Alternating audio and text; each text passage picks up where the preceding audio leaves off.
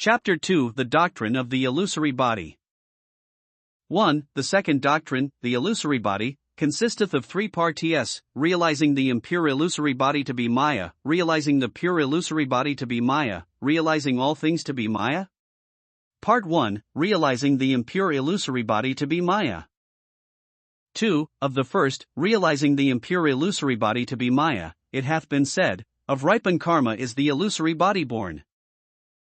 3. In a mirror, attached either to a stake or to some other support in front of thee, let thy body be mirrored. For, inasmuch as applying to the mirrored body such pleasing things as honor, fame, and adulation affecteth it pleasurably, and depriving it of some of its belongings and applying to it deprecatory and displeasing epithets affecteth. 1. Cf. the similar exercise and posture as expounded in paragraph 149, above. 2. The uttering of is the ejecting of the breath forcibly. 3. Text, Stuma, Pranjuma Saket Maya, illusion, with reference to all things of nature as being no more real than the things which a clever Hindu magician causes his audience to see, as apparently real, but which are merely visualizations in his own mind telepathically impressed upon the minds of the hypnotically influenced onlookers. The impure illusory body refers to the human body, and the pure illusory body to the visualization of the body of a deity. 3.10 The Path of Knowledge, Book 3. It adversely, therefore, visualizing it as being between thyself and the mirror, apply these pleasant and unpleasant things to it. 1. 5. Then, regarding thyself as in no way unlike that mirrored form, apply to it the 16 similes, 2. Thereby habituating the mind to regard one's own body as being Maya, and, therefore, unreal. Part 2, realizing the pure illusory body to be Maya.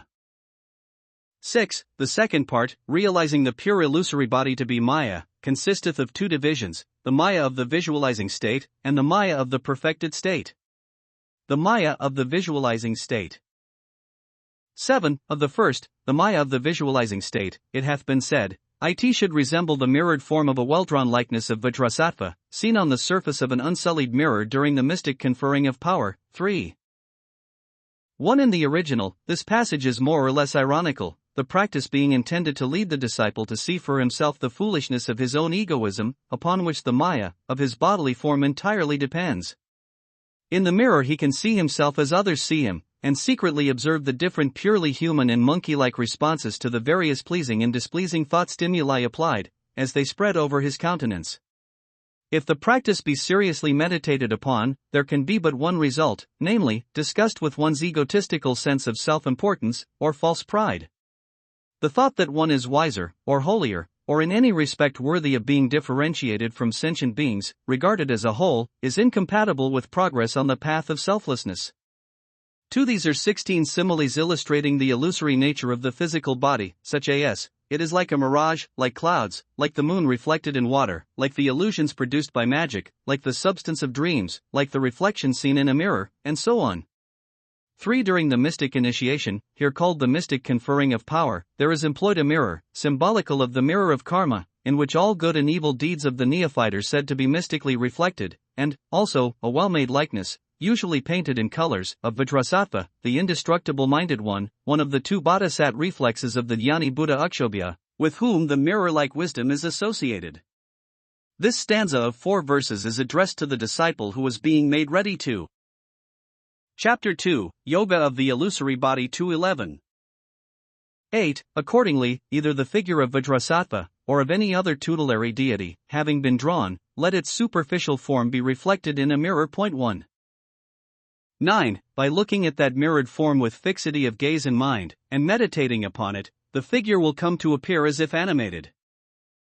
10. Visualize it thus as being between the mirror and thyself.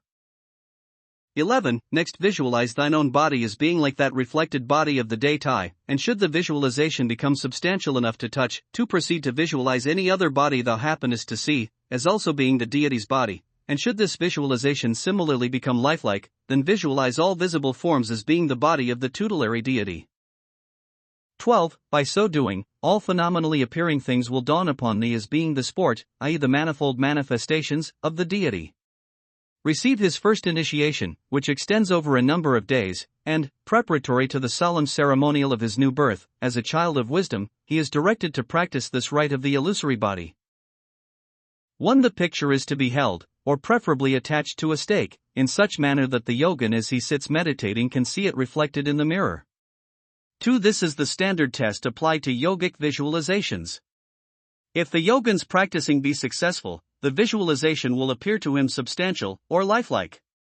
Remarkable, well-authenticated instances are reported from Tibet of yogically induced visualizations becoming palpable and objective, and endowed by their creators with fictitious consciousness and volition, lifelike functioning activity, and individualized existence.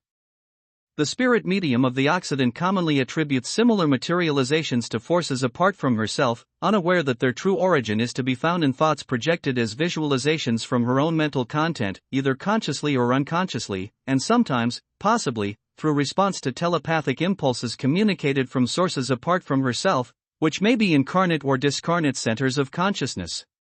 The transmission of thought artificially, as in wireless telegraphy, is now a matter of common knowledge to the European races, as telepathy, or the transmission of thought naturally, i.e., without the cumbrous mechanism of Western science, has been for unknown ages to the yogin. There yet remains for physicists the discovery of mechanical means to materialize, or give objectivity to thoughts, in the same way as the yogin does by natural means. A further step will be for the scientist to invent a method not only thus to integrate matter around a certain thought model, but to disintegrate any material object, and, in its electronic, invisible form, transmit it from one place to another and then reconstitute its objectivity, or aspect as a solid. 212 The Path of Knowledge, Book 3. 13. This is called the realizing of the thatness of the Di-Tai, also The illusory visualization, or The transmutation of all objective things into a god and a goddess. 1. The Maya of the perfected state. 14. Of the second, the Maya of the perfected state, it hath been said, The root of the all knowledge at is, by entering into it, the goal becometh nearer. 15. Accordingly, assume the 7 postures associated with Vairocana, 2 whereby are understood all psychophysical processes. 16. Do not permit the mind to analyze the track of the past, do not anticipate the future, give no shape to the present, and fix the gaze one-pointedly on the empty space of the sky. 17. Then the power of mind, along with the vital force, enter the median nerve, and the thought process becometh tranquilized. 18. This condition maketh one to see the 5 signs, which are the apparitional smoke and the other phenomena, mentioned above, in paragraph 123 of the Psychic Heat Doctrine. 19. In particular, one should have a vision of the form of the Buddha outlined against a cloudless sky, like unto the moon's reflected form seen in water. 3. 1. The god and goddess symbolize the 2 aspects of the thatness, the positive, or male, and the negative, or female, as being ever in at-one-ment, or union, tib. Yab yum. In other words, the yogin glimpses the unity of all things, or the one reality, which is primordial mind. Cf. pages 1463, 1472. To each of these postures is explained in the text of the Epitome of the Great Symbol, see page 116. Another, and more detailed, description of them is contained in the Psychic Heat Doctrine, above, sections 49 through 50. Yogins refer to them as being the 7 postures for realizing all psychophysical and spiritual things. Hence there is associated with them the first of the 5 Dhyani Buddhas, Vairocana, the manifester, he who in shapes makes visible the universe of matter. Vairocana symbolizes the all-pervading wisdom, or the all-knowledge, which is born of the voidness. In virtue of these 7 postures all spiritual intuitions become consciously cognizable, and the goal is brought nearer. 3. This is a further standard whereby one may measure success in visualize a chap. 2. Yoga of the illusory body. 213. 20. Or one seeth, as a form reflected in a mirror is seen, the unobscured, radiant Nirmanakaya, i.e. the pure, illusory body in which a Buddha incarnates on earth, endowed with the signs of perfect beauty and gracefulness. 1. 21. Then dawneth the Sambhogakaya, i.e. the invisible, superphysical body aggregate of the perfect spiritual attributes of a Buddha, experienced as sound. 2. 22. Of this, Aryadeva 3 hath said, all apparent phenomena are like dreams and magical illusions, as all followers of the Buddha assert, but those, of the Southern school, who oppose the practice of inducing giftwave conference on oneself, foresee not by actual realization this dreamlike and illusory nature of things. Tie-in. If the vision is not experienced, the practice has not been perfect. In a way, this vision is like visions seen in the after-death state called the bardo, in that it is dependent upon the mental content of the percipient, and has no existence apart from the mind. A non-Buddhist would need first to fix the mental impress of the form of the Buddha upon his mind while in the normal state to be able thus to pattern the visualization and project it. 1. This is not only a still higher standard of efficiency in visualization, but, also, a standard to measure the cultural ability of the disciple as regards beauty. See the form of the glorified Buddha, facing page 57. 2. This experience is highly occult. The sound refers to a sort of perfect melody born of the 60 vocal perfections of Brahma or of a Buddha. As form, the Sambhogakaya is mentally inconceivable, as sound it is not wholly beyond mental comprehension. 3. Aryadeva is one of the 6 most illustrious patriarchs of the Mahayana school of Buddhist philosophy.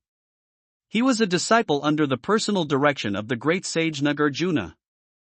For this refers to the practice common to northern Buddhists, in Tibet, China, Mongolia, and Japan, and opposed by southern Buddhists, of Ceylon, Burma, and Siam, of employing rituals which imply a direct appeal or prayer to deities, either regarded as being imaginary, as in the visualizations contained in the various texts comprising this volume, or as real divine impersonal forces, as symbolized by the Dharmakaya.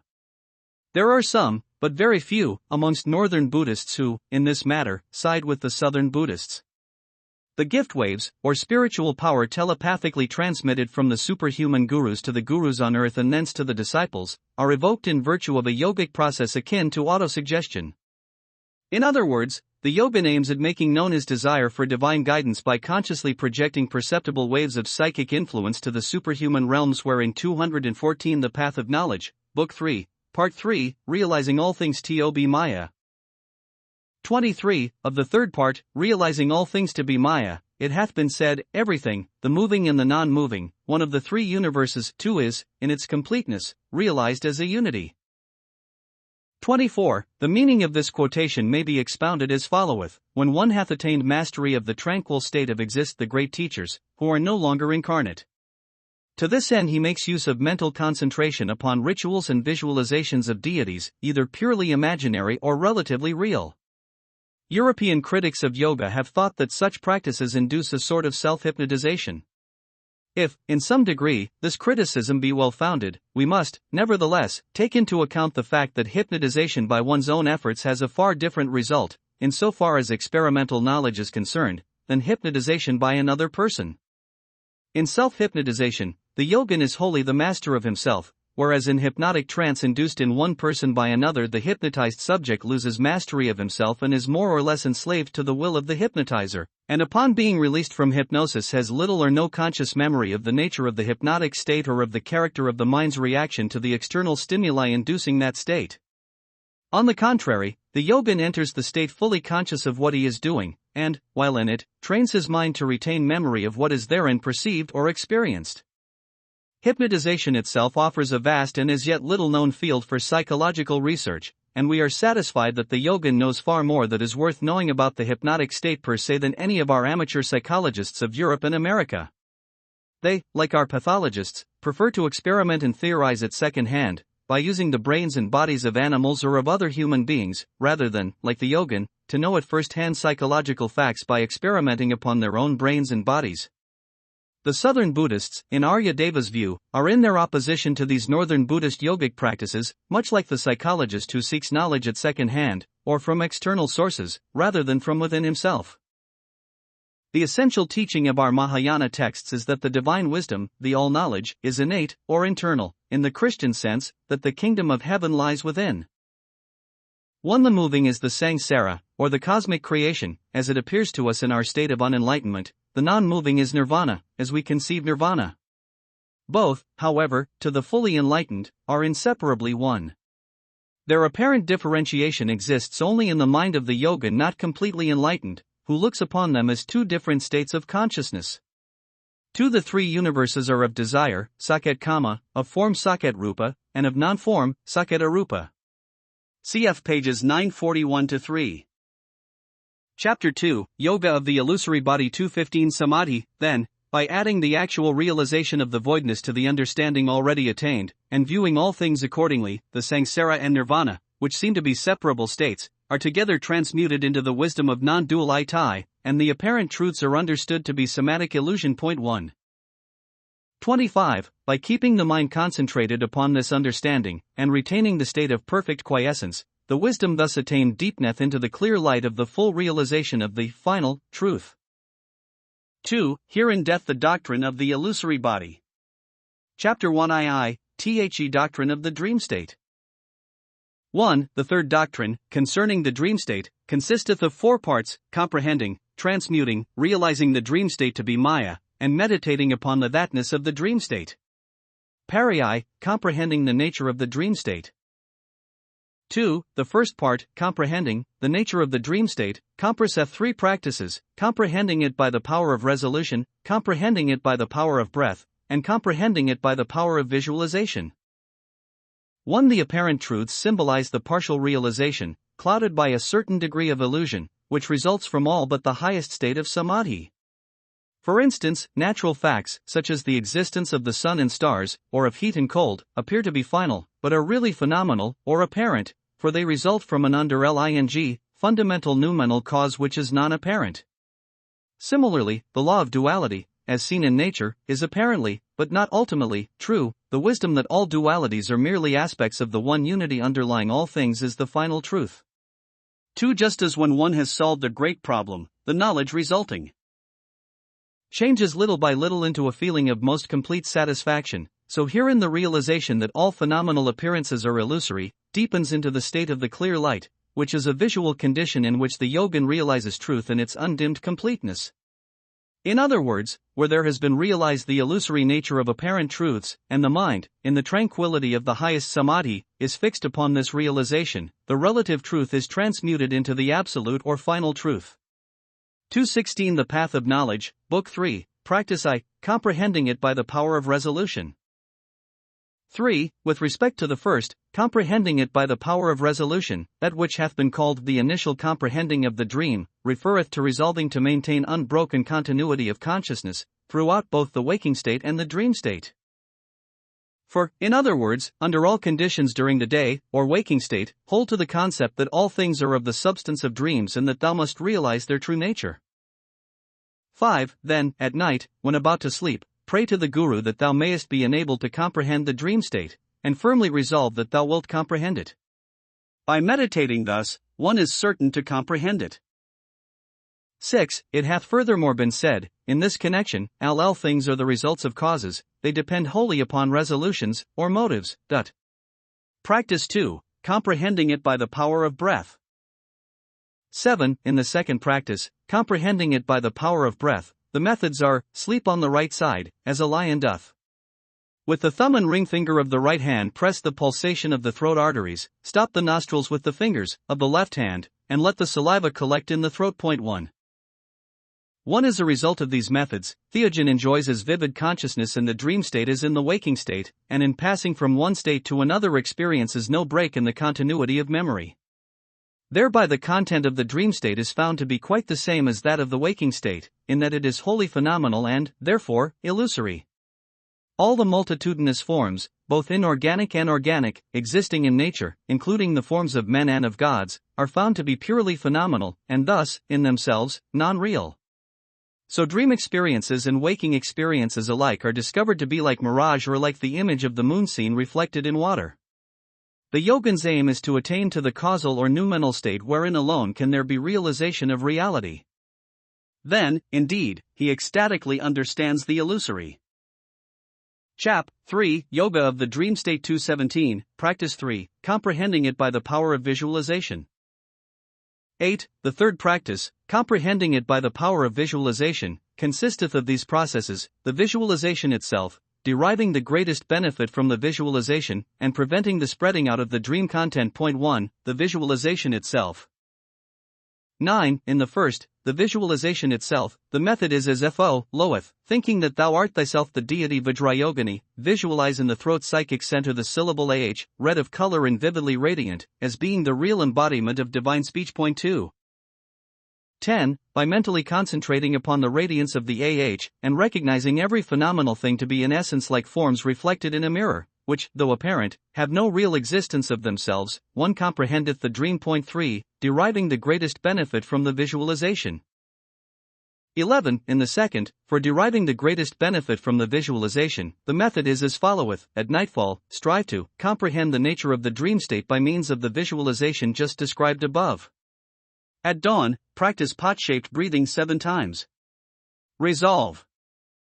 Character of all component things, like a child that has outgrown its playthings, no longer is he enamored of the worldly life, thenceforth he seeks only the true state of the uncreated, unborn, unmade. 1. This last process refers to overcoming the tendency of dreams to lose their coherence, or to be lost to memory upon awaking. 2. Midway between the heart psychic center and that of the throat, in a space about 4 inches long, a tube-like psychic organ is said to exist. If the vital force be quiescent within it, sleep ensues, and if the vital force be in motion within it, dreams occur. Hence this visualization chiefly concerns the throat psychic center. Cf. page 1271. 3. In visualizing the syllable AH as emitting radiance, the yogin is to imagine that the radiance illuminates and so makes visible all phenomenal things and shows them to be essentially transitory and non-real. Thus he comes to comprehend that the dream phenomena, too, are of like character. 218. The Path of Knowledge, Book 3, or try 11 times to comprehend the nature of the dream state. Then concentrate the mind upon a dot, like unto a bony substance, white of color, situated between the eyebrows. Point 1. 12. If one be of plethoric temperament, the dot is to be visualized as being red of color. If one be of nervous temperament, the dot is to be visualized as being green of color.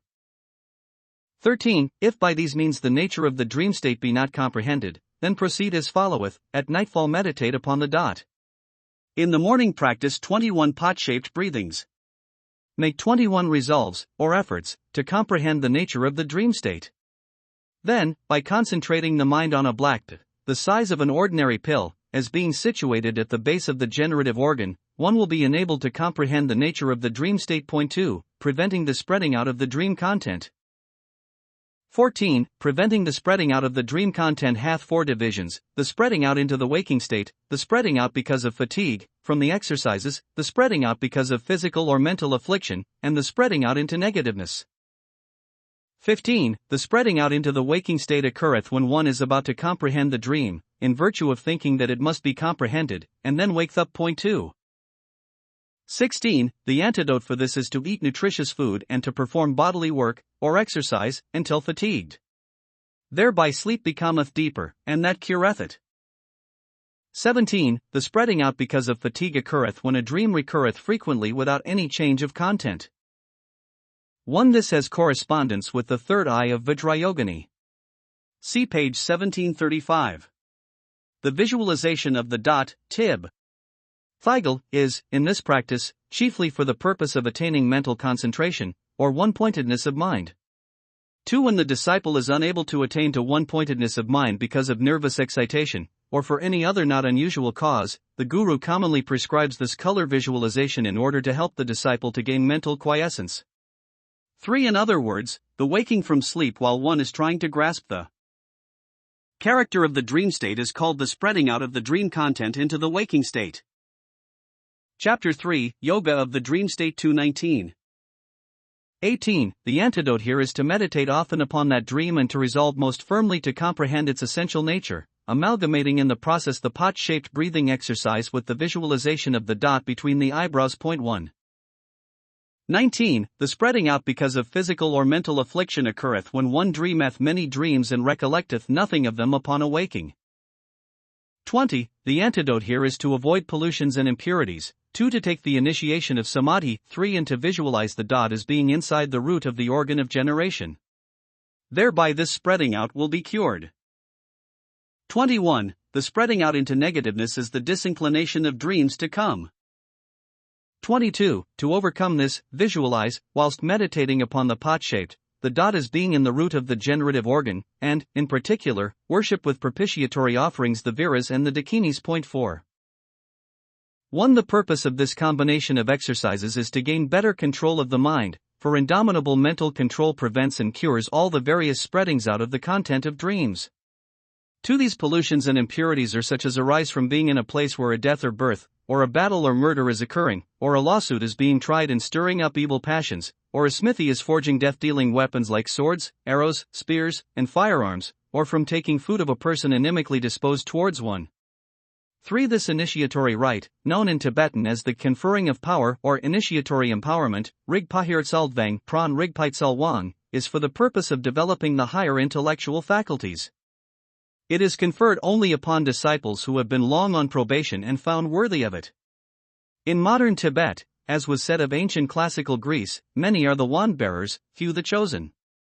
For it is held by learned gums that at this stage, or under this circumstance, elementals, comparable to the elementals of medieval mystics, and similar non-human entities, try to prevent the yogin from acquiring siddhic, or supernormal, powers, which are essential in this yoga. Consequently, before the yogin can establish himself securely on the astral plane and be quite free of all such interference, he must make friends with its inhabitants, the elementals, called in Sanskrit viras, heroes, and dakinis, fairies. When a traveler from a far country enters into a new and unexplored country peopled by uncouth savages, he first appeases them by simple gifts. Similarly, in the view of the Guru, the inhabitants of the strange realm into which the yogin hopes to enter and make exploration must first be propitiated. The ritual offerings are of food, whence the heroes and fairies extract the invisible spiritual essences. Upon 220 The Path of Knowledge, Book 3, Part 2, Transmuting the Dream Content.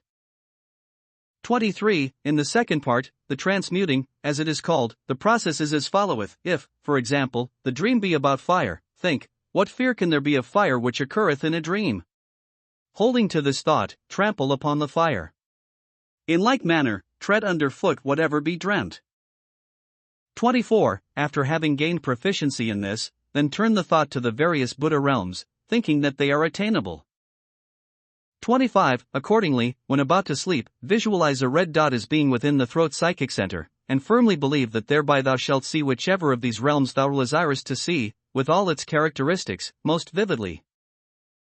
26. By concentrating the mind thus, one beholdeth the Buddha realm which one hath wished to behold, the Tushita heaven 1 or the happy western realm 2 or that called Apipiwaidano 3 or any other of the realms. 27. This practice serveth as a test of efficiency in the art of transmuting dreams. 4 Which they feed. This modern Tibetan, and also Hindu, practice parallels that of the ancient and highly cultured Greeks of sacrificing to the demons, believing that demons enjoy the odor of burnt offerings. The use of incense, now adopted in Christian rituals, had originally, and still has, in the Orient, a similar propitiatory and exorcising purpose. And the Gaelic peasant, on November night, still makes food offerings to the good people, pucks, leprechauns, and other fairy folk, as the Breton peasant does to the spirits of the dead, that these dwellers in the Celtic otherworld may be friendly rather than inimical, and so bless the hearth and family and cause increase of the flocks and bountiful harvest during the year to come.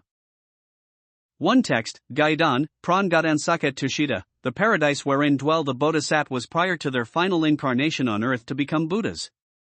Maitreya, the Buddha next to come, is now in the Tushita realm, awaiting the destined hour of his descent among men. 2 Text, Devachan, Pranduachan Saket Sukhavati, or Happy Land, the happy western realm of the Yani Buddha Amitba. See page 3399. 3 Text, Nganpargavier, Pranganpargawa. This is the paradise of Vajrasattva, that Adamanayani or everlasting one, an esoteric reflex of the Dhyani Buddha Akshobhya, an agitated one, assigned to the eastern direction, or, according to its Tibetan name, the happy to know realm. For the aim of this practice is to enable the disciple to realize of himself that all phenomenal things of the samsara, or cosmic creation, even these sensuous.